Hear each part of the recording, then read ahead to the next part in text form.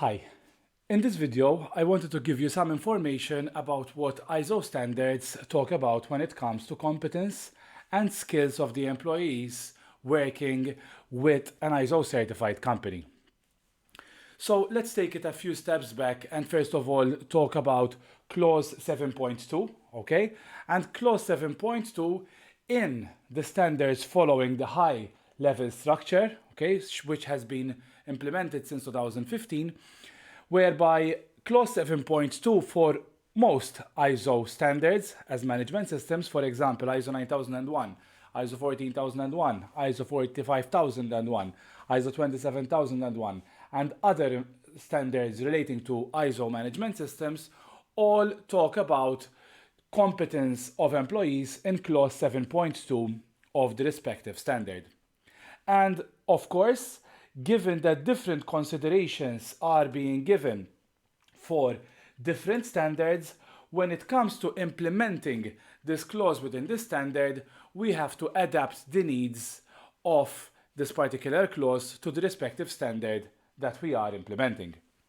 And what I'm trying to say over here is that when it comes, for example, to ISO 9001, and when thinking about the competencies or skills that employees have to have, we need to keep in mind that there should be a focus on quality. If, for example, we are talking about health and safety, ISO 45001, then in that case, we should be focusing about any roles and responsibilities, okay, that are associated with protecting the health and safety of the individual person himself or herself, or else as a more managerial role when it comes to the management of the health and safety management system. So, of course, clause 7.2 is one of the most important clauses within the standard, because it basically talks about the skills that people have to have within the organization. And if your organization has the best systems in the world, the best tools in the world, but your people are not adequately trained, then you are bound to have a problem.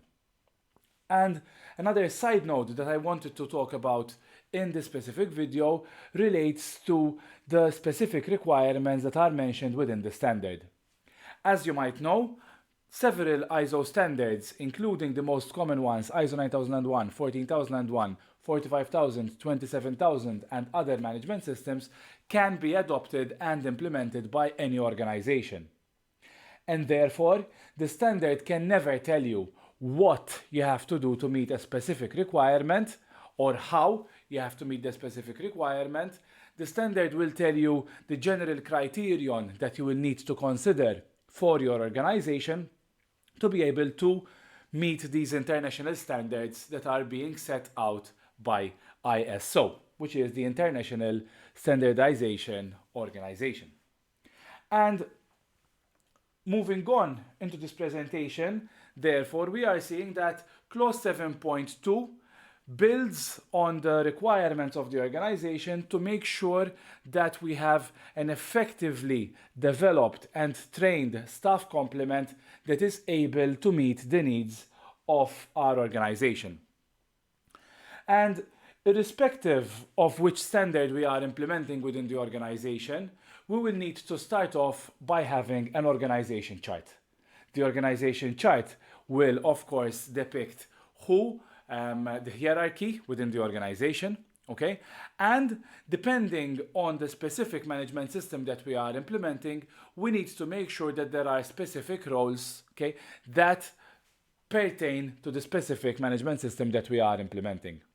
For example, if we are implementing a management system relating to health and safety, ideally we will need to have someone within the organization chart who has a title that somehow relates to a person being an environmental officer, an environmental manager, or something on those lines. Same thing for health and safety, okay? We will want to see someone who is able to carry out the roles of a health and safety manager. And also, for example, in the case of health and safety management systems, we might want to include, for example, a doctor, okay, who will be involved within the management system of the organization to present any fitness for work certificates and to check the overall being of employees. So the first thing that we're going to do when meeting or when implementing the requirement relating to clause 7.2 is actually to create the organization chart. And within the organization chart, there will be several job titles, all the job titles of all people within the organization. Okay? And once we have created the organization chart, the next thing that we're going to do is to create a job description. What is a job description when it comes to the requirements of the standard? Effectively, a job description needs to have two things. Okay? It needs to have the roles and responsibilities of any person, irrespective of their name, of any person carrying out a specific role within the organization, that carrying out the roles specific or pertaining to that specific job title. Okay? And we also need to define within the job description the competencies that are needed for a person to effectively carry out the duties associated with that particular job title.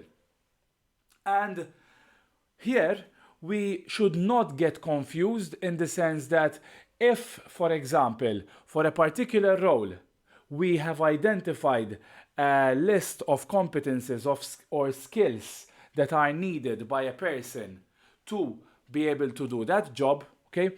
We don't need to hire someone who necessarily meets those requirements from get-go, okay? We just know that eventually for that person to be a fully functional person within our organization and for that person to be trusted and to be able to carry out all the processes and duties associated with their title, they need to have the relevant competences. And that is where the training plan comes into place.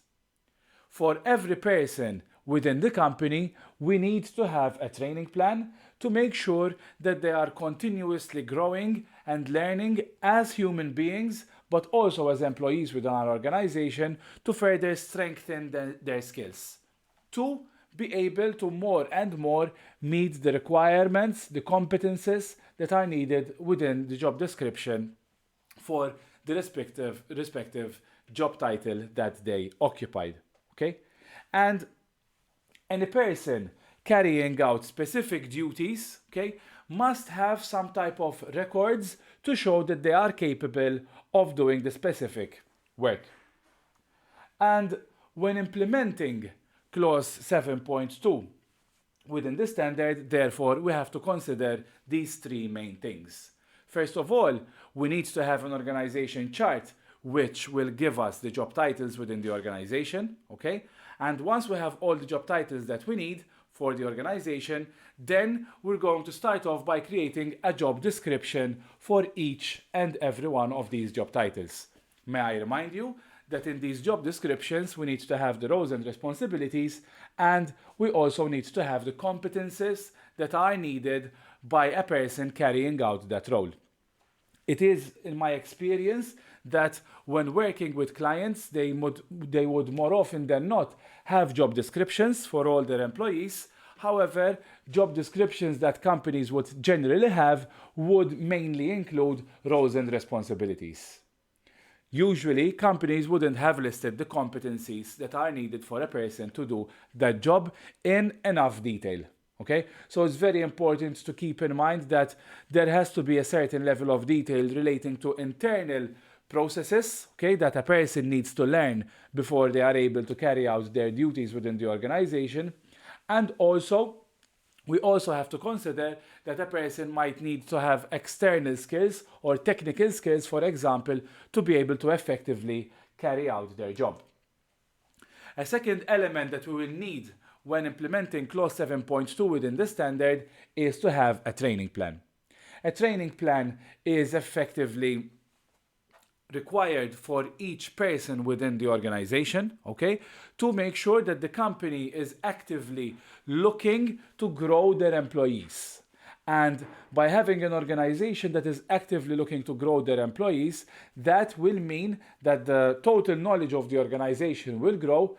And in this information age, it is very important to have the best skilled employees that you can have. And there's no better way than to improve on the knowledge of the employees that are already working within your company. The next thing that is a requirement of any ISO management system when it comes to clause 7.2 relates to training records. If we are going to say that someone needs to have a particular skill to effectively do their job, then we need to have some type of evidence.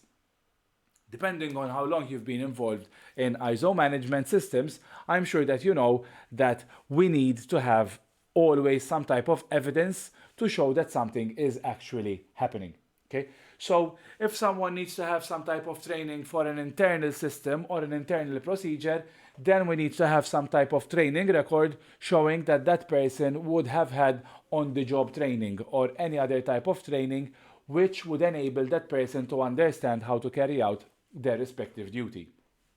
If for other roles there might be the need for external certifications, for example, for a cleaning company engaged in the cleaning of windows, the cleaners need to have training for working at height, okay?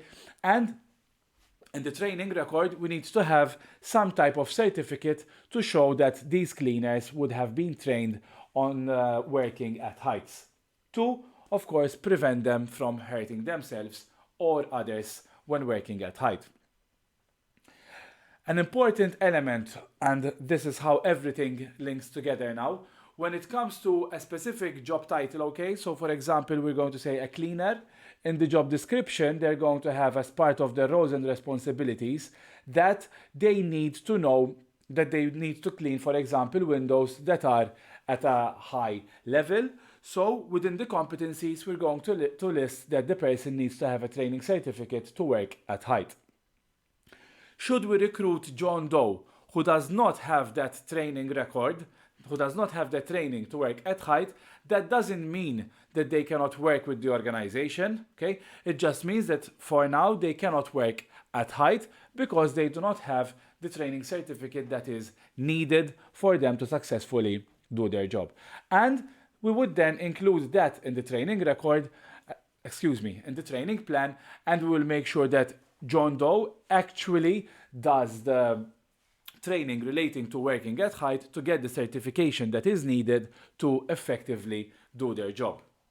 And finally, working at height certificates, for example, would typically have an expiry date, okay? And there would need to be refresher training, and that is another circumstance where we will use the training plan, whereby we will insert in the training plan that John Doe, for example, would have training, but that the certification would expire 3 years from today. Ideally, we would receive some type of notification telling us that the training that John Doe has expired, okay, a few months before, to make sure that we are proactive in our approach to handling our management system. That is all I had for you for this video relating to clause 7.2 of ISO management systems. If you have any questions, please feel free to visit my website, lukdesira.com, or else feel free to get in touch because I would love to help you succeed on your journey towards ISO 9001. Thank you so much.